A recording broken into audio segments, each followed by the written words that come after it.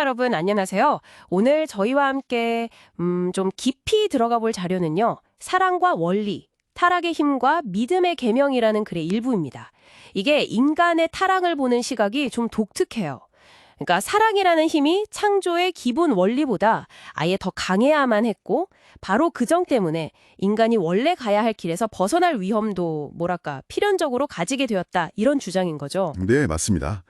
이 글의 아주 핵심적인 논지가 바로 그거예요. 인간이 원리를 따라서 창조는 되었지만 결국에는 사랑으로 관계를 맺고 완성되도록 지어졌다는 거잖아요. 근데 이 사랑의 힘이 원리의 힘보다 위에 있어야 했기 때문에 특히 인간이 성장하는 과정, 이 글에서는 이걸 미완성기라고 부르는데요. 그러니까 영적으로나 인격적으로 아직 완전히 성숙하지 못한 시기에 외부의 좀 잘못된 사랑의 힘에 이끌릴 가능성이 생겨났다고 설명을 하는 겁니다. 그 설정 자체가 이미 좀 긴장감을 가지고 있네요. 원리보다 사랑이 강해야 했다는 거예요. 그러면 이 힘의 역학관계? 이걸 좀 더 구체적으로 한번 풀어보죠. 그래서는 인간을 비유하기를 원리라는 궤도를 도는 기차 같다고 하잖아요. 스스로는 탈선하지 않는데 외부에서 더 강한 힘, 그러니까 여기서 말하는 비원리적인 사랑이 와서 부딪히면 궤도를 벗어날 수 있다, 이런 거죠. 맞습니다. 여기서 이제 중요한 포인트는 하나님이 인간을 최종적으로는 사랑으로 주관하시려면 이 사랑이라는 힘 자체가 원리의 힘보다 강해야만 했다는 그 전제예요.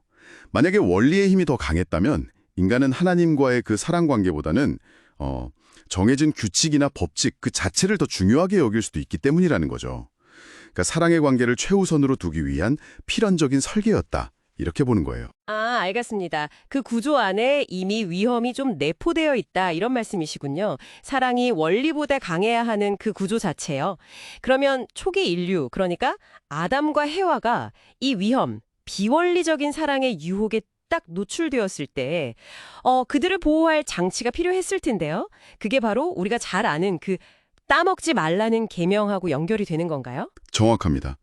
그 계명이 그냥 임의적인 명령 이런 게 아니고요. 미성숙한 상태, 즉 미완성기에 있는 아담과 해와가 외부의 잘못된 인력, 이 글에서는 이제 천사장으로 상징되는 그 비원리적인 사랑의 힘에 어쩔 수 없이 좀 취약했기 때문에 주어진 안전장치였다. 이렇게 해석을 하는 거죠. 그러니까 잠재적인 위험 앞에서 이쪽 길이 안전하다 하고 이렇게 알려주는 가이드라인 같은 거였군요. 네, 그렇죠. 하나님과의 관계에 집중하도록 방향을 제시해주고 또 해로운 외부 영향으로부터 보호하려는 그런 목적이었던 거죠. 그래서 이 글은 만약에 그들이 계명을 잘 지켜서 하나님께 집중했다면 그 비원리적인 사랑의 힘이 끼어들 틈이 없어서 타락하지 않았을 거다. 이렇게 설명을 하고 있어요. 그런데 이 계명이 단순히 그냥 보호장치 역할만 한 건 아니라고도 하던데요. 네. 인간의 책임 분담이라는 개념하고 또 연결이 돼요.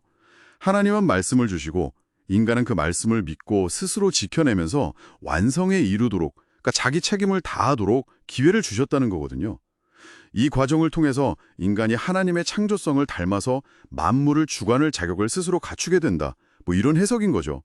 그리고 또 이 계명을 천사가 아니라 인간에게 주신 것 자체가 나중에 천사까지도 주관해야 할 하나님의 자녀로서의 인간의 위치, 이걸 세워주기 위한 거였다. 이렇게 분석을 하기도 하고요. 그렇다면 이 따먹지 말라는 계명이 이게 영원히 필요했던 건 아니었겠네요, 그러면? 네, 이 글에 따르면 그렇습니다. 어디까지나 그 미완성기라는 특정 성장 단계, 거기에만 필요한 한시적인 조치였다는 거죠.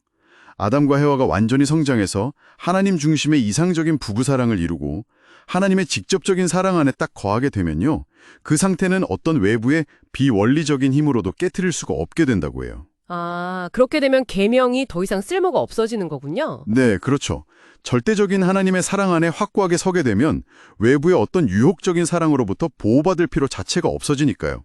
그래서 계명은 자연스럽게 그 역할을 다하게 된다는 겁니다. 심지어 그때가 되면 금지되었던 그 따먹는 행위조차도 원리 안에서 허용될 수 있는 것이 된다. 이렇게 설명하고 있습니다. 자, 그럼 정리를 좀 해보면요. 이 글은 타락을 그냥 단순한 불순종, 이걸 넘어서 인간의 그 미성숙한 성장기에 강력하지만 방향이 좀 잘못된 사랑의 힘에 영향을 받은 사건으로 다시 해석하고 있는 거네요. 그리고 계명은 그 위험한 시기를 안전하게 통과하도록 돕는 인간의 책임과 성숙을 위한 일시적인 발판이었다. 이렇게 볼 수 있겠고요. 맞습니다. 존재의 근본 원리보다도 사랑을 더 강력한 힘으로 설정을 하고 그 강력한 힘이 가진 양면성 있잖아요. 그러니까 창조의 동력이면서 동시에 탈선의 잠재적 원인이 될 수도 있다는 점. 이걸 지적하면서 이 힘을 어떻게 다루는지가 인류의 여정에 아주 핵심적이었다고 보는 것이 이 글의 상당히 흥미로운 관점이라고 할 수 있겠습니다. 네, 혹시 규칙과 관계 그리고 성숙에 대해서 좀 다른 관점에서 생각해 볼 거리를 던져주는 것 같습니다. 여러분도 한번 곱씹어 보시면 어떨까요?